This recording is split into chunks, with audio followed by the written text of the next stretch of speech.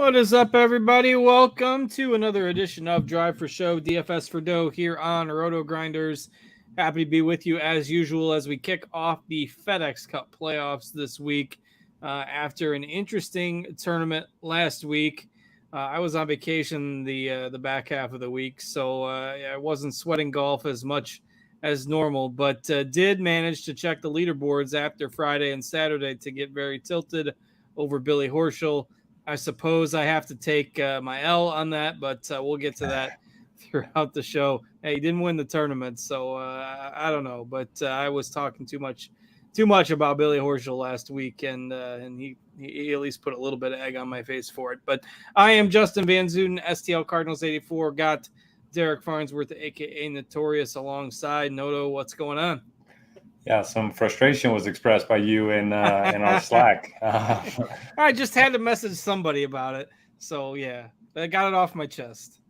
Yeah, I completely get it. I was frustrated as well. I had Henley outright, and man, he fell apart at the end, but he got some bad breaks as well. And then nobody's talking about this, but did you see Lucas Glover's drive on 18? I did not. I was driving home. There was he missed it left, but it was like 10 yards left of the fairway. It hit a cart. There was just a guy sitting there in a cart. It hit the cart. It was going to go in the trees, and it bounced back into the rough. It was just so weird to have that guy sitting there on the 18th hole of the final. It was divine intervention for Lucas Glover then. Yeah, it was interesting. But, yeah, it was a fun week. I always like that tournament. I think it's one of the more underrated tournaments of the year. And, we kind of saw this coming for a while now. Lucas Glover contended a couple times. The ball striking had picked up, and then obviously the putter had been a big story. And it was kind of fun seeing him celebrate with his kids there. If you have kids of your own, that was a really good, heartfelt moment there after he won. So that was kind of cool. But, my wallet would have been happy if Russell Henley couldn't have blown it again at the same tournament. He's blown it a couple times there at the Wyndham. Yeah, so he fell just a little bit short. Benny On was there in the mix as well. We talked about him in last week's show. And then Horschel, who was basically in the lead for most of the week, struggled a bit on Sunday, shot a 72 after a 62 in the second round, a 63 in the third round. Had him basically as the leader heading into the final round, but gave a few strokes back. Mr. Wyndham Championship, Webb Simpson, showed back up. So the course history truthers are pumping their fists this week with a T5 finish for Webb. Adam Scott had another good week, cranking inside into the top 10 there on Sunday, but wasn't quite enough to qualify for the FedEx Cup playoffs. He finished 72nd in the standings. Justin Thomas needed a birdie on the very last hole of the tournament to make the top 70. He finished 71st. So you're going to have no Justin Thomas, no Adam Scott in the FedEx Cup playoffs. Instead, we've got Ben Griffin in at 70th and JJ Spawn in at 69th. So that's the world of golf these days. You got Adam Scott and Justin Thomas sitting it out, and JJ Spawn and Ben Griffin battling it out in the top 70 there. But part of kind of why they go to that format, I guess, to create that drama on Sunday. So any other takeaways? Obviously, I was out of town, so I didn't get to watch as much as I usually do. Anything else noteworthy happened during the tournament? I mean, the JT story you mentioned a little bit, incredibly fun on Sunday. He drove it in the trees on 18 and just hit one of the coolest shots you'll see. And he was falling over, still managed to do the club twirl while he's falling over, and then nearly chipped it in, hit off the pin, the middle of the pin. So it'll be interesting to see how he bounces back. A lot of people are saying maybe he goes over to the European Tour to try to, maybe persuade Zach Johnson to take him for the Ryder Cup. So we'll see what happens there.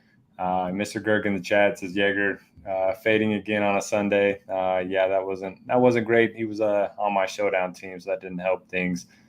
But yeah, other than that, I mean, it's definitely a win for the course history truthers, like you mentioned.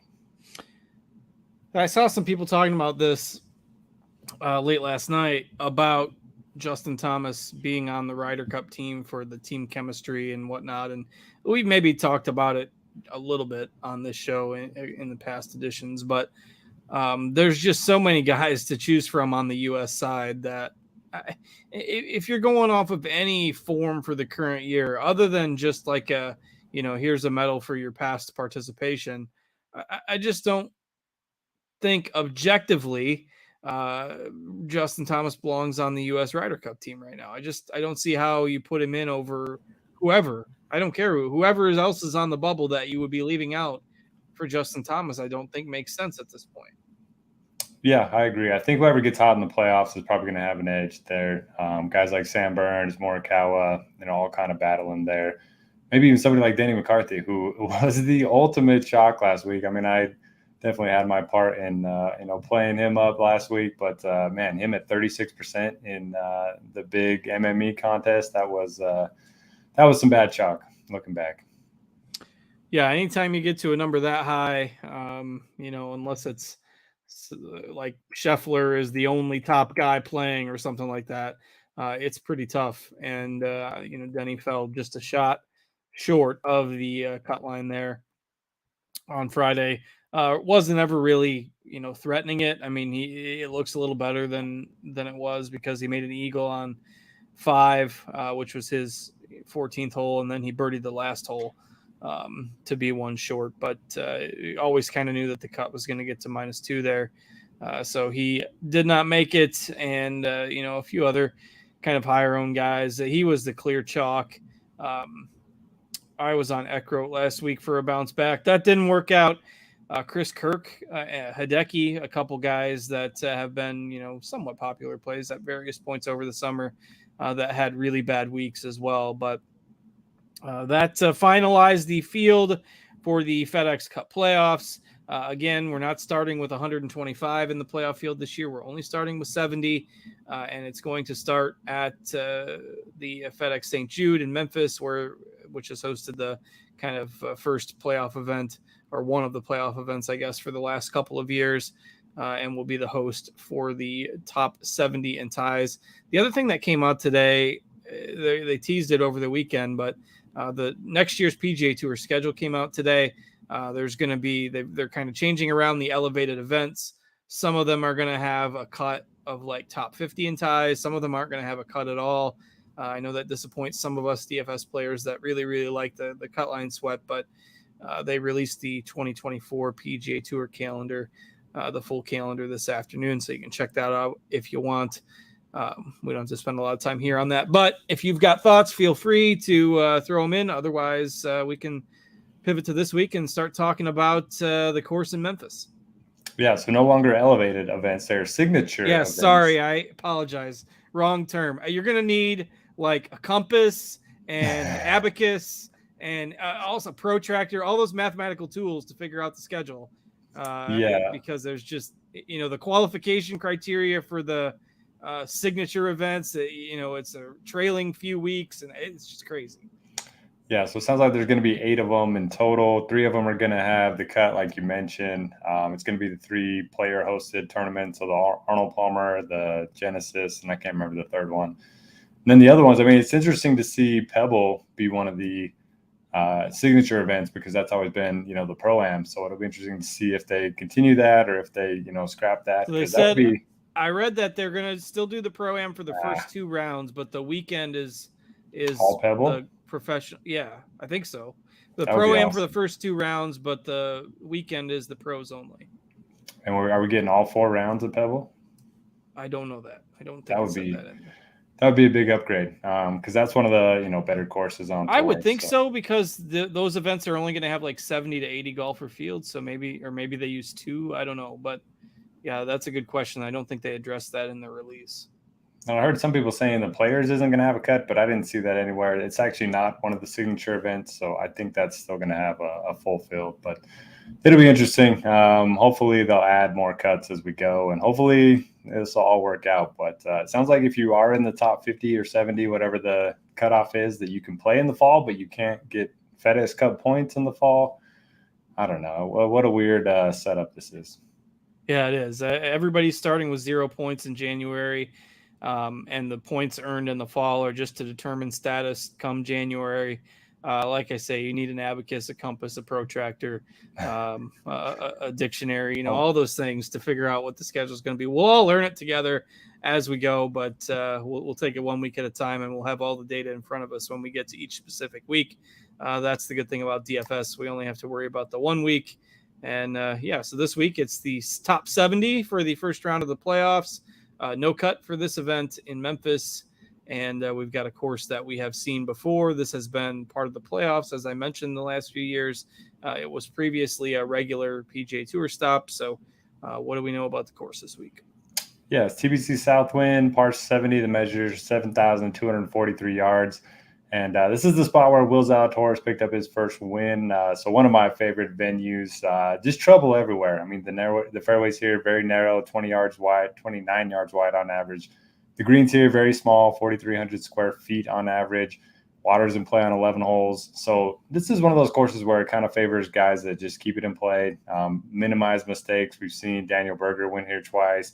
Will Zalatoris has talked forever about just hitting the middle of greens. That's kind of his strategy on the PGA Tour, and that's why he's been so successful on the difficult courses. Abraham Answer's won here. So, I think guys that can minimize mistakes, guys that can keep it out of the water. Iron play is going to be important with these small greens.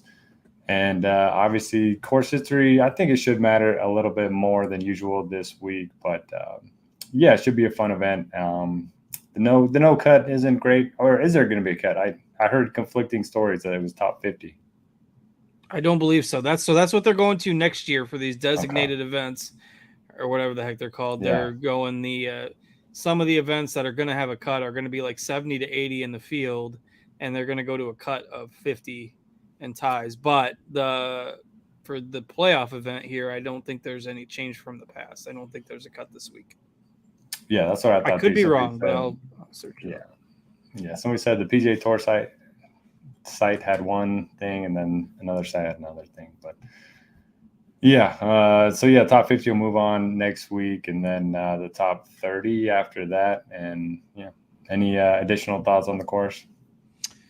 No, I don't think so. I think that's, you bring up a good point about guys that are, can just hit greens and stay out of trouble. I mean, this is not typically your birdie fest. I mean, before it went to a playoff event, we had winning scores of -9, -12, -10, -13, -13, -10. DJ did get to -19 one year, but not your course that's generally going to yield 25 under par, outside of, an odd one guy running away with it or something like that.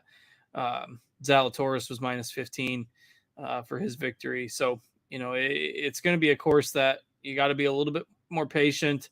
And obviously with presuming the no cut part is accurate, you get everybody playing 4 rounds, tends to lend itself maybe to taking a little bit more of a risk reward approach with your lineup building. So anything else in general for you, or we'll dive in here? Yeah, let's get into it. All right. So again, a shorter field this week with only 70 golfers. So you're not going to have as much kind of unplayable, at the bottom. Everybody that's even at the bottom has obviously had some sort of success this year. They wouldn't be in the top 70. So, it's not like we've got 50 unplayable golfers this week. So even though there's only 70, still plenty of guys to talk about. And we've got 5 guys priced above 10K this week. Scheffler getting the bump to 12-1. We got Rory and Rahm in the 11Ks, and then a dip down to Hovland and Schauffele right around 10K. So that's a pretty big gap in pricing. Even though it's just 5 guys above 10,000, you basically got 3 ranges. You got Scheffler in a tier by himself, and then you got 2 in the 11Ks and 2 in the 10Ks. And there maybe is some value you can consider in the 6s this week with the nature of the field and, everybody getting 4 rounds. So how does that impact your approach here with Scheffler? Is he too expensive? And if so, who do you like as pivots in this range? Yeah, this feels like a course that should fit Scheffler's game pretty well.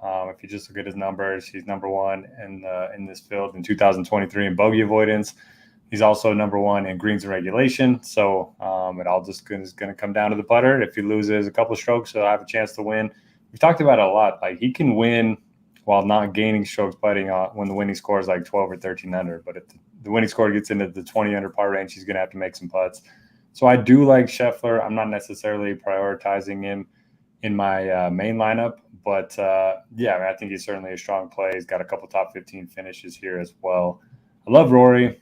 He's just been playing great. He's been a top 10 machine. Obviously picked up the win at the Scottish a few weeks back, and he's got some good course history here as well. A little bit better putter than Scheffler. Similar tee to green metrics, just not quite as good. But those would be my top two. I think prioritizing one of them does make a lot of sense. Not that I don't like Rahm, but it just kind of seems like his form's been a little lackluster outside of the majors this year. So I prioritize those other two up there. But yeah, do you have a strong take on those guys? Yeah, I mean, I'm with you. I think I kind of ranked them in the same order. Scheffler's going to hit basically every green on a course like this. Like you said, I think it just is going to cater to his game nicely. Motivation, I guess, becomes the common talking point, it seems like, in these early playoff events. But now, since we don't have 125 anymore, we're starting from 70. It's basically go from the start. So I'm not worried about, some of these guys that are at the top of the standings, like packing it in. If you look at basically any full season stat, he's first. Scheffler first in approach, first in off the tee, first in ball striking, first in tee to green, etc. Just the putter that, occasionally even around the green, he's, first or second, depending on what time frame you're looking at. So tough to argue against Scheffler. I do like him here, and I think I will try to, if I get somebody here, Scheffler or McIlroy would be my top two, and then probably Schauffele next, though I don't really have a strong take on the other three. Right now, we've got Rahm at our very first pass of ownership. We've got Rahm at 19 and Hovland and Schauffele around kind of that 10 to 12 mark. So kind of with you, I think Rahm is maybe the guy I end up being out on a little bit from the guys in that range. Yep, I think I agree with you. No issue with Hovland. I mean, he's one of those guys that's improved around the green. He's had progressively better finishes here each of the last 3 years. So I probably prefer him a little bit over Xander. All right, we move down into the next range. We got Patrick Cantlay has a couple of top 15 finishes here, though none the last couple of years. Tyrrell Hatton does not have the best course history. Ricky Fowler, obviously with his resurgent year, 9th, 17th, and 15th, his last 3 trips here. And then we've got Spieth, Fleetwood, Morikawa rounding out the 9K range this week. I'm probably going to try to prioritize getting to somebody, one of those aforementioned names at 10K plus, and then, maybe dipping down into the 8s. It's not that I don't like these guys. I'm not sold on Hatton at this course. Fowler has prices kind of come up, and I know that he's probably going to get some buzz. We got him at 16% ownership right now. I just don't see anybody in here that I have to have. Do you like anybody in particular in this 9K range? Well, this feels like a perfect Colin Morikawa course when it comes to hitting fairways and then hitting greens. You always take your chances with the short game, but I never get him right. And, man, it just feels like he's going to put together a good couple-week stretch here to get himself onto the Ryder Cup team. So I don't mind playing the motivation angle a little bit. I know, pressure doesn't necessarily lead to better golf, but he hasn't picked up a win this year. It just feels like, he's had a lot of high finishes, and maybe this is one of the spots where he can get it done. He's finished T26 or better here on all 3 of his appearances.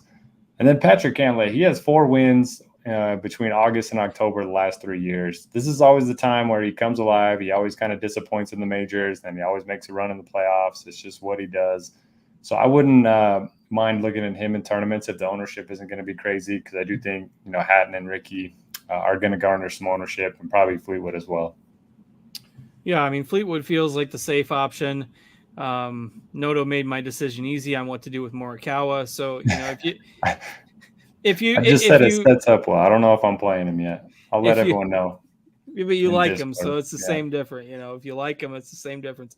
If you have not watched this show regularly over the years, like, Noto's not joking. The one guy that he seems to always get wrong, one way or the other, is Morikawa. He plays well when he's off of him, and doesn't play well when he's on him. We get a lot of things right here, but everybody's got that one guy or that couple of guys. Horschel, apparently for me after last week, that you just can't seem to be on the right side of. And over the last couple of years, that's been that's been Morikawa for Noto. So yeah, I probably bet him 6 or 7 times the last 3 years, and he's missed the cut, I think, every time. So yeah, at least he's not making it, difficult on you. It's just it's written off before it gets to Sunday afternoon. Maybe better that than Henley, than what happened to Henley last week. But Spieth, you playing some Spieth? No, come on, no.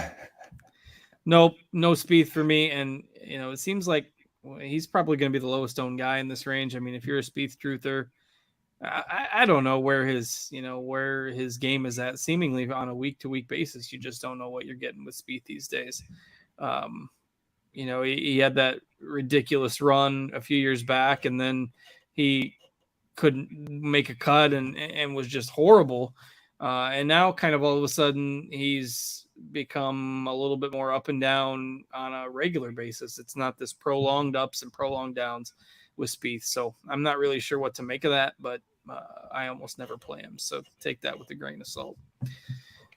Yeah, I don't know. I don't love anybody in here, and I'm probably just going to skip a lot of this range and prioritize Scheffler, Rory, Schauffele, and then, taking my next option down in the 8Ks.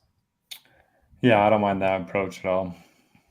All right, well, let's talk about some of those 8K options here. We've got Jason Day, Max Homa, Tony Finau, Matthew Fitzpatrick, Wyndham Clark. We can probably split this up at least into a couple of smaller discussions, but that group in the higher end of the 8K range, who's standing out to you there? Wyndham Clark rates out the best for me. He's been playing tremendous golf ever since he picked up his first win, and obviously went on to win the U.S. Open as well. And he's followed that up with 3 top 35 finishes. Finished T28 here last year. He kind of does everything well. He's good off the tee. He's good on approach. He's really good around the green, and then he's an excellent putter. So I certainly think it's a good course fit for him, and I think the price point's more than fair. So I do like him. Outside of that, it feels like a good Homa course, but he hasn't played great here in the past. Finau's got a lot on the line. He needs to play well if he wants to be on the Ryder Cup team. So if you want to play the motivation angle, I don't mind that. He's coming off of his best finish in quite some time. Granted, it was at the 3M where, weak field, and, he had that elite course history, but he's been pretty good here too. So those would probably be my 3 that I would look at in the upper 8s. I think as we get the next guy down there is Matsuyama at 8,400. And I think he's really interesting because, with the way that he was playing, let's say if Matsuyama would have finished in the top 5 last week, let's just say Matsuyama would have finished in the top 5 last week. So he'd be on a stretch of 5th, 30th, 13th over 3 events. And then you look at his history here at this course. He's got a win here back in 2017. He was T2 last year. His last 5 trips, he's gained, the T2 was a couple years ago. The 5 trips, I think this was before. This is without including the playoff event. 31 strokes gained on the field. So he's got good course history. Seems to be a good course fit, but now nobody's going to play him because he shot 5 over last week. So I think it's Matsuyama's really interesting here. How do you lose 5.8 strokes around the green? Did he chip it in the water or something? He had one hole where he got stuck in a bunker 3 times. I remember that one. That'll take 3 strokes right there. Yeah. So outside of that, I don't recall anything. Yeah, I mean, he's usually pretty good around the green. So he did gain 2.5 strokes ball striking in those 2 rounds last week. So yeah, if you like Hideki, no reason not to play him just because of the miscut. So he's at 8,400 right now. We've kind of got him in that. Nobody's standing out as massive chalk here, maybe except for Brian Harman, who is obviously on a high right now, coming off his Open Championship win. But I mean, people are going to forget the history right before that. He was 12th at the Scottish, he was 9th at the Rocket Mortgage, and he was 2nd at the Travelers. So that's a stretch of 4 straight top 12 finishes for Brian Harman, culminating obviously in the major victory. You got Cam Young in here, kind of a volatile player, and we've got Burns and Sungjae rounding out the 8K range. Anybody you like in there? I do like Sam Burns. I do think he's going to garner a lot of steam throughout the week. He's basically been on every betting card that I've seen here early on Monday.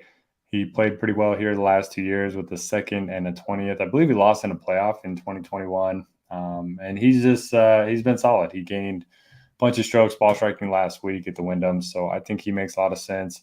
I don't think I'm going to play Sung Jae. This kind of feels like a Sung Jae course, but even if you look at his numbers from last week, once again, he lost strokes on approach. It was basically all short game.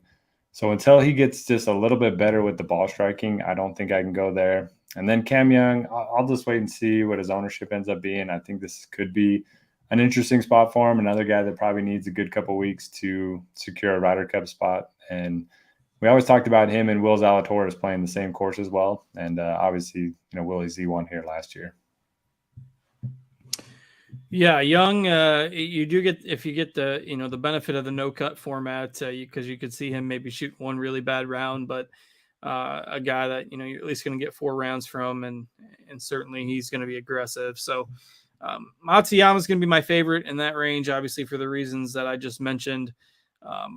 Fine with the others, but I kind of like getting to, I didn't say as much about the top part of this range, but, Finau at 10%, Wyndham Clark at 14%. Like, I think those guys are fine. I'd rather play them over Im and Burns this week. So that takes us into the 7K range. And again, as usual, we start to get a lot more golfers in this tier. You got Russell Henley trying to rebound after that tough closing stretch last week. We got Tom Kim, Sepp Straka, who's had some high moments this summer. Keegan Bradley, Corey Connors, the Gala, and then last week's chalk at a big price point that is this week's non-chalk at a significantly lower price point in Denny McCarthy at 7,500. Really interested to hear your thoughts on him this week.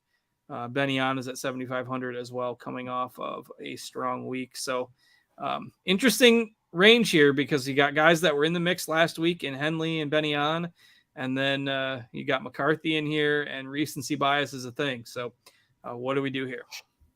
Yeah, if you like Denny last week at 10K and 36% ownership, you should probably like him this week at 7,500 and a lot less ownership. He's been pretty good here, a couple top 20s in the last 5 years. And I think it's a pretty good course fit for him as well. He hits a lot of fairways. He didn't last week, but long-term he does. And his iron play has been a lot better this year. So I do like Denny to bounce back. I think it's a good spot for Connors as well. And then Tom Kim just feels like a perfect course for him. Guy that's going to hit fairways, going to hit greens. And the last 2 times we've seen him, he's finished 6th and 2nd. They were both overseas, but T13 here last year. And even Henley, Henley seems like a good course fit as well. Guy that's going to hit fairways and greens. He's just been striping the ball the last, 3 or 4 months. And let everyone down last week, but don't mind going back at that price point. I think you could play 3 of these guys between 75 and 7,800 and feel pretty good about it. Yeah, and that build fits. If you start with Scheffler, you've got 75-80 on average for the rest of your golfers. So, you can get 3 guys in this range. If you do that, then basically you have that same average, 75, 7,600 for your last 2 spots, where you can get maybe one value and one guy that we already discussed maybe up in the 8Ks. So just some food for thought as you build your lineups this week. I did not play McCarthy last week, so I have not been burned by it, and I am more than happy to go there at 7,500 this week at about a quarter of the ownership, a fifth of the ownership maybe, what we saw a week ago. Henley, it all comes down to, I guess, mentally how you think he bounces back. If you think it's not a big deal for him, he's certainly fine. He's going to project well at that price. I think going with a couple guys in here is certainly a path you can take. I like Benny On. Been playing consistently good golf. As long as the putter reasonably cooperates, you could see him being in the mix again. So just interesting options here in the upper part of the 7K range. And then we dip down. We've got a few more guys who are playing well. Lucas Glover, with the win last week, was the only player to move up into the top 70, so that got him into the playoffs. He's 7,400 this week. Chat favorite Jaeger at 7,300. See if he can put 4 rounds together. Poston's been playing some pretty good golf at 7,300. He's got back-to-back top 10s and 4 top 10s in his last 5 starts. We've got Rose, we've got Grillo, we've got Harris English, Taylor Moore, all in the 7Ks. And again, just goes to show you the depth of the field because we've only got the top 70 golfers playing this week. Anything else you like there in the 7Ks? Yeah, love posting. You mentioned the form. I'll also add that he's gained over 10 strokes on approach in his last 2 starts. He's also 3 for 3 here, all top 30 finishes. So he checks a lot of boxes for me. Jaeger, I always find playing Jaeger on a course that requires good ball striking. And then, yeah, probably not going to play Glover after his win. But the model does like Justin Rose. He's been a little bit inconsistent the last few months, but does have a lot of upside, and he's used to a lot of these, stacked field playoff events. He's played for a very long time in the FedEx Cup playoffs, and that's pretty much it. Although Harris English is interesting. He's got like the best course history of anyone at this event on a per round basis, which I thought was interesting. He did gain 4 or 5.8 strokes on approach last week. Does seem like, his wild driver could get him in trouble here, but yeah, he's one of those guys. He tends to play the same course as well each year. And then we got a question from Jack Dog in the chat saying it seems like there's a lot of value guys on Yahoo down in the $20 range. Any thoughts on that? And yeah, it just always seems like Yahoo's got those underpriced guys that you can play the stars and scrubs. It's been like that since they pretty much started their golf product. Yeah, and it's strange because a lot of times they don't move the prices on the golfers based on the event because they keep every golfer in their database every week. So they just don't show up when they're not projected to play that week.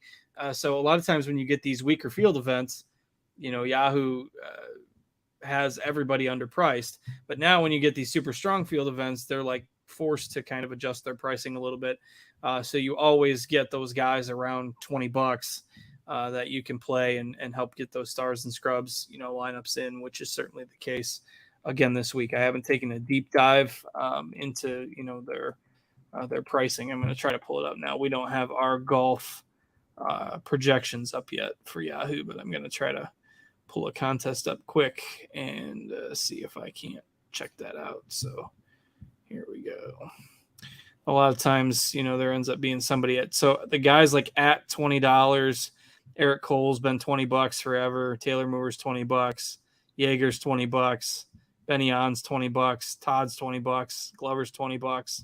Poston's 21. Got to pay a premium there. Henley's 26. You basically you can get 2 or 3. If you play, say, 2 $20 guys, you got $40 on average for the rest of your golfers, which is basically getting you 2 or 3 studs. So, yeah, that stars and scrubs approach on Yahoo certainly works again this week. So what do you look for in the value range in these no-cut events? Are you going for guys that you can hope finish in the top like 30, or are you going for the boomer bust guys that, maybe you do your top 10? But I tend to not play the safe guys. I tend to play the guys that I think are going to make because, if you got a guy that makes, say, 16 pars and, 2 birdies, if you got a guy that makes 10 pars and an eagle and 4 birdies and, 4 bogeys, I don't even know. That probably doesn't even have 18 holes, but you get the picture. Just with fantasy scoring, positional bonuses, unless you're in the top 5, really don't, you're not playing for that one bonus point for finishing like 40th or whatever. So, yeah, and the no-cut events, I want guys who I think are going to make, be aggressive, maybe make some birdies. Like I'll tend to take a Svensson or a Dietrich type over, say, Chris Kirk or Brendan Todd, like in an event like this. Nothing against those guys, but I'll take the more volatile guys.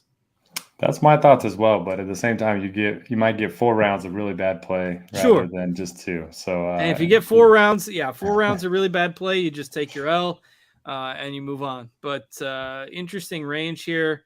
Was surprised to see Norman inside the top 70 in the standings, but I guess he did win that alternate event. Or did he win, or did he almost win? Did. I forget. Yeah, I knew that he had a ticket on it. I couldn't remember if he pulled it off or if he was runner-up, but I guess that was enough. He got him to 68th in the standings, so he's in the field again this week. We've got guys that are just fine as values, like Cole, who was chalky last week, Todd, Kirk, Smalley, Nick Hardy is coming off a pretty good week. Putnam is a guy that, we've considered as a value in the 7Ks, but these are the guys that are in the 6Ks this week. We'll just make it a free-for-all on the rest of this range, but who do you kind of like in here? How did JT miss? And we have Neesmith, Mackenzie Hughes, Taylor Montgomery. I don't think he's made a cut since like February. I mean, it's just wild. That's the result of this season going back to last October.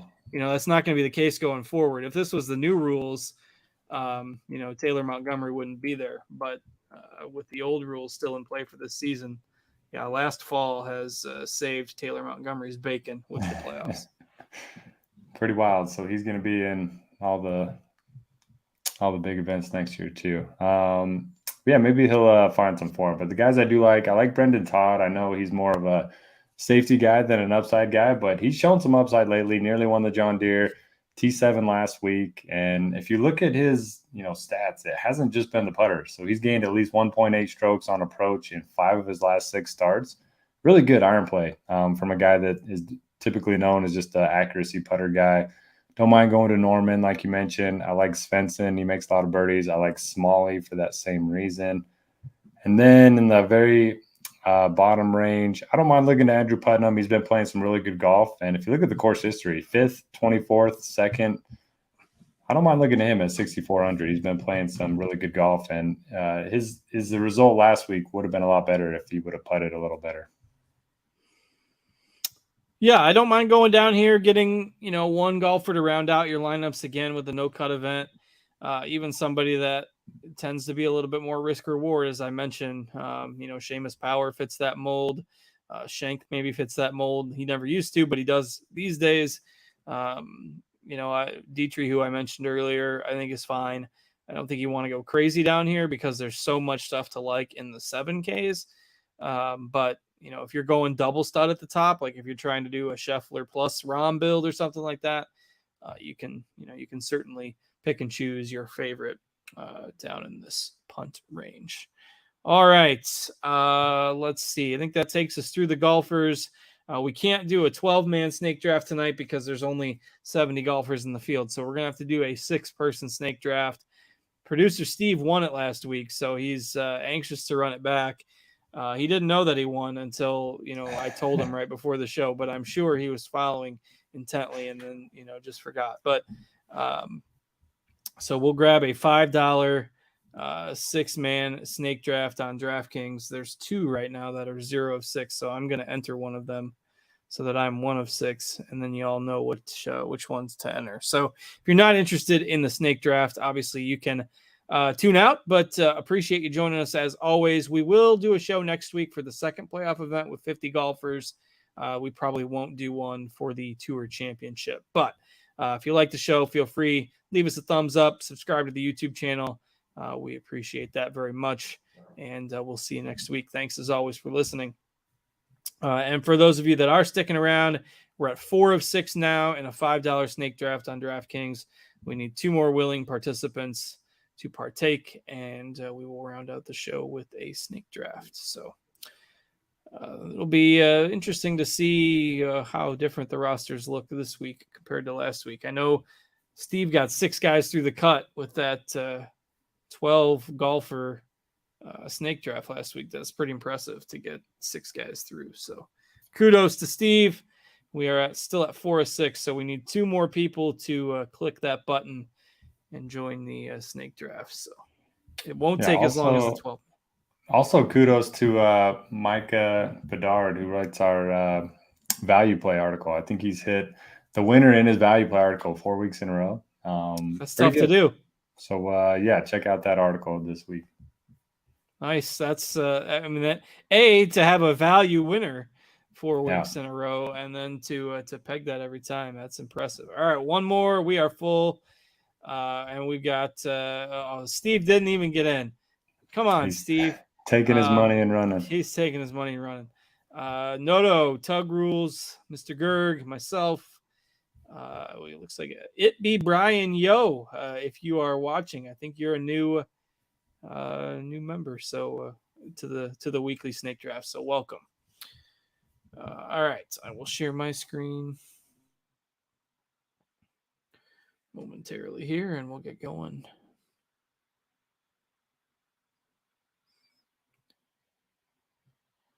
All right. And then speaking of the plug on the value article, if you're not a premium subscriber at RotoGrinders, never a better time. Football's right around the corner, believe it or not. And the preseason grind gets going this week. That's a little too intense for me. Just takes a lot of following. But if you read the articles and the projections and you follow the people that are smart, that really keep up with all that news, I know that there's a big edge to be had in preseason NFL daily fantasy. What I do know is that my Ravens have won 23 preseason games in a row, and I hope they lose one this year. They haven't lost a preseason game since 2015, but you're wasting all those wins on games that don't count. You know, the Cardinals had the best spring training record in baseball this year, and then they're terrible. Like, don't win the meaningless games, lose those, work the kinks out, and then win the games that matter. So we'll see. Yeah, I had no idea that was the 23 case. preseason games in a row.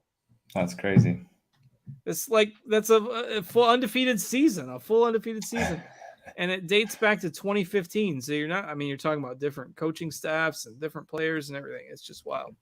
I don't think I knew you were a Ravens fan. That's a long story. So, and the snake draft, I guess it's not really a long story. It's a weird story. And you're up, by the way. I don't want to distract you, even though you probably picked Scheffler. When I was a little kid, I developed a fascination as like a 5 or 6 year old with Bernie Kosar. I was Bernie Kosar for Halloween. My mom still has the pictures. So I became a Browns fan, but because, I was always kind of the rebel, even though I grew up in Illinois. Like, I was never a fan of the Bears and the Cubs and stuff. So, the Cardinal fandom came a little more naturally. That runs in the family, but so I liked Bernie Kosar. So I was a Browns fan and just kind of grew up a Browns fan. But then when they moved to Baltimore, I had no like emotional attachment to the city of Cleveland. So like, I didn't hate Art Modell because, I didn't care about Cleveland specifically. Yeah. So I just kind of followed the team out to Baltimore. And then the first year they moved out there, we went to their training camp and I got a bunch of autographs and stuff. So I'm not as diehard with football with the Ravens as I am with the Cardinals. Like, my fantasy teams kind of outweigh, what my rooting interest. But yeah, I'm a Ravens fan, just not diehard. So not as diehard as with the baseball anyway. I like it. Good story. And then Cleveland came back, but I didn't reconvert. So I don't know. I don't have a good reason for it other than probably a good decision. My shirt that I have somewhere with a Matt Stover autograph on it. It was the kicker for the Browns and then the Ravens for a bunch of years, but I don't remember too many others from that. I was about 15 at the time, 14 maybe. All right, this goes so fast with 6 picks. So I will recap the selections here in a second. And then go with Hideki here. Well, we're basically halfway through the third round here. I have Schauffele, Fowler, and Hideki so far. Noto, Scheffler, Clark, and Hatton. And we're rolling into round 4 with the 70 strong golfers in the field and not doing a 12-person snake draft this week. The rosters are going to look a little better.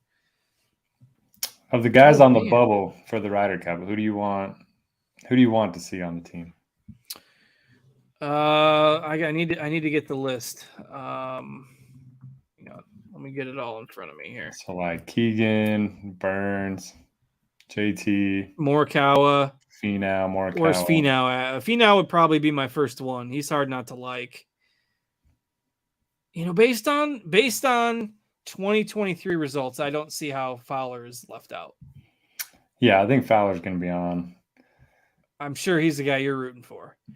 Yeah, and I hope they take JT, honestly. Even though he doesn't deserve it, I think he gives them a better chance.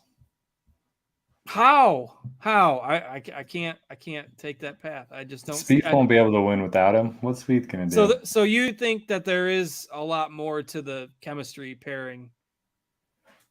I don't know. I think there's something there. They need something to go over there. I mean, they've just been getting smoked every time. I mean, maybe if if JT's horrible, the Spieth JT pairing will just go down in flames and they'll lose they'll lose I don't everything. know. I mean, Keegan's like 0-18 at the match play, or actually he tied a match one time. I can leave Keegan. I think I would rank him out of those guys that we just talked about, like Fowler. Hang on, let me pick here first.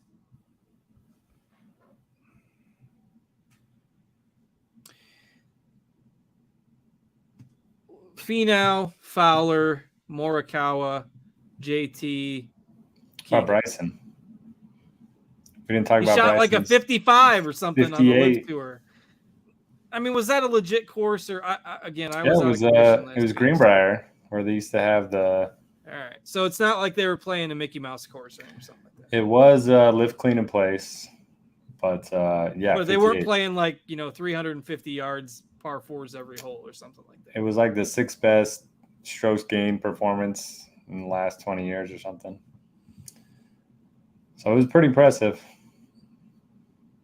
And he's got a new driver, and so everyone's out there. Something makes me think they won't take a live guy on the. Well, Brooks is already in. I know, but I mean on a captain's pick. Yeah. I've got no concrete data. You could be man, if you paired up Brooks and Bryson together, that would just be great. That'd be great for TV. Yeah. It would be great for the media for sure. But there's just so many options, which is just why I can't get on board with Thomas right now. The draft is over. We talked about my love for the Ravens and the Ryder Cup team.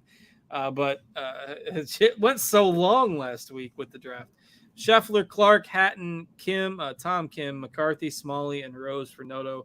Schauffele, Fowler, Matsuyama, Finau, Benyon, Cole, and Dietrich for me. You can see everybody else's picks there if you are watching on the YouTube. And with that, pretty much puts a bow on it for this week. The top 50 in the standings at the end of this week will make it on to the next playoff event, the BMW Championship at Olympia Fields next week, before we have the Tour Championship and then the Ryder Cup coming up here at the end of the month. Noto, anything else before we log off? Thanks for watching. Hop in the Discord. We're getting more active in there each and every week. So a lot of fun. Whether you're looking for plays or just looking to sweat with everybody else, it's a lot of fun. Absolutely. Hop in the golf channel, rotogrinders.com/Discord. A lot of our channels on there you can get in just by being a RotoGrinders member and not a premium subscriber. So check it out. Lots of good chatter in there. Thanks to Steve, as always, for producing behind the scenes for us. Thanks to Noto for joining me. I'm Justin. Have a great week, everybody, and we will see you later.